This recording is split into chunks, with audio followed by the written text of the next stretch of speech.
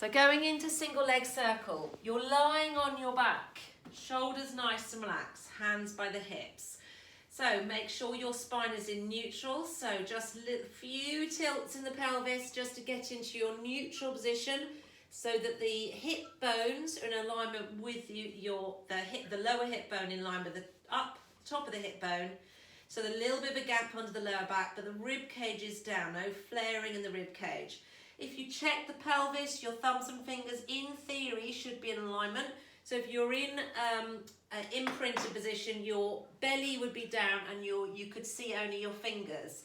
That neutral spine, you should find that the thumbs and fingers are in alignment. So from there, feet hip width apart.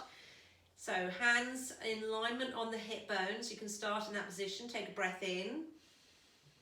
Breathing out, engage the core, so squeeze the lower abdominal muscles if you're stopping yourself from breaking wind or wetting yourself. Then lifting one knee slowly up to a tabletop position. So from that position, I want you to focus on the hip joint. I'm going to slowly start to circle the leg. So imagine you've got a cup of coffee on your knee.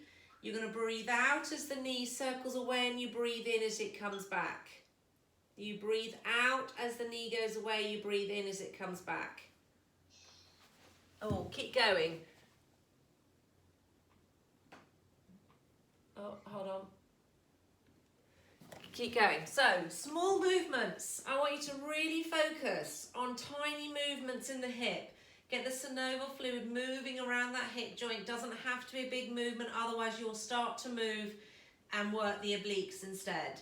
So I want you to focus on lower abdominal muscles, little circles. The foot and the knee is in a straight line. You're balancing a cup of coffee or a tray on that lower leg, on the shin. So really think about that ball and socket joint with the leg. That leg, the femur goes into that socket joint and you're just doing little circles. Oh, I can't move my hands at the same time. You're doing little circles. Just get the synovial fluid moving, get the joint mobilized.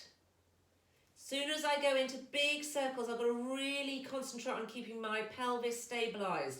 So it works the core and the back a lot more. So let's just start with small circles. And then when you're ready, you're going to change direction.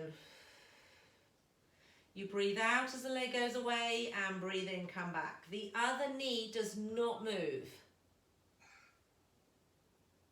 If it starts hurting, if it's too much on the hip flexor, then just lower the leg back down. Just two more. And release. Feet down, knees open, just relax inner thighs, hips. Just let the hip joints lengthen, inner thighs lengthen as the knees drop out. You can just gentle rub on the inner thighs, gentle rub on the hip flexors as well because it works the hip flexors quite a lot. And then slowly draw the knees back together. Hands by the hips, lengthen through the spine again, check that neutral, little bit of a gap under the lower back, rib cage down. The other way to check neutral is few pelvic tilts and get to your bit where you feel it's flat. So it's not flat on the floor, but it's in between the two positions of a curve, extension and a flexion. Okay, so thumbs and fingers alignment. Take a breath in. Breathing out, engage the core. Lower abdominal muscles. If you're stopping yourself breaking wind, don't use the obliques. Slowly lift the heel of that left leg. Slowly lift up the left leg. And then start to circle. Breathing out as you circle the leg away. Breathing in, come back.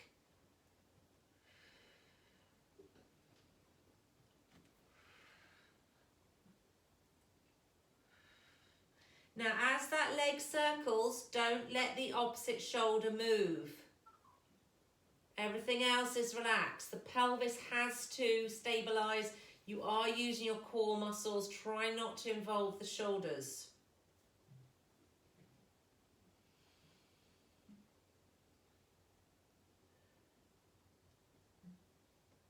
So I'm keeping my pelvic floor held. Breathing out as the leg goes away. Breathe in, come back and change direction.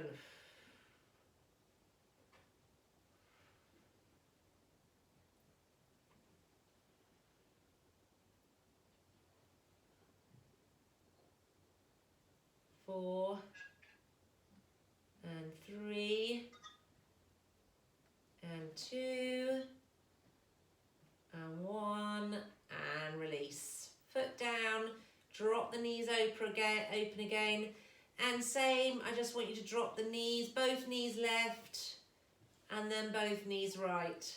Just rocking slightly on the lower back, making sure as you go across the lower back, each part of the back presses in towards the floor.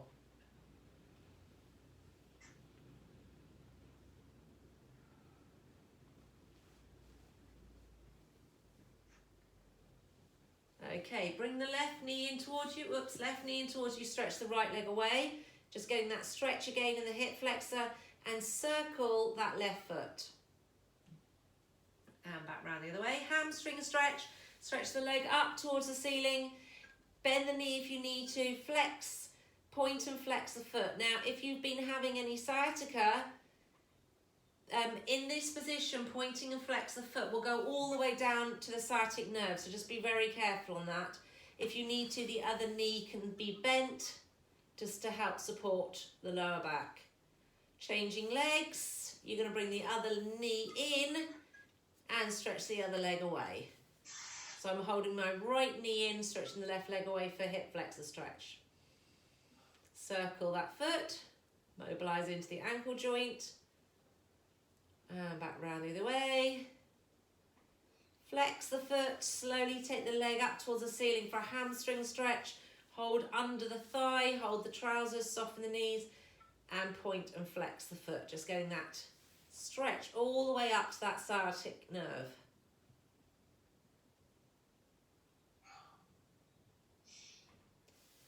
Good, and then we're going to go into a single leg stretch. So both knees in towards you, shoulders nice and relaxed. Holding on the knee, the other leg stretches away. You're going to change legs and stretch the other leg away. So lengthening in the thighs and working the core muscles. To make it harder, the leg goes lower. Stretch and lower. Now, if it's too much on the lower back or the tummy, the leg stays up. So it's mobility. Leg stays up. If you feel okay in the core and the lower back, the leg can go a little bit lower. So it's all about mobility into the hips. If the leg goes quite low, you want it about a foot away from the floor. So you're using quite a lot of core muscles as the leg lowers. Just a couple more each side.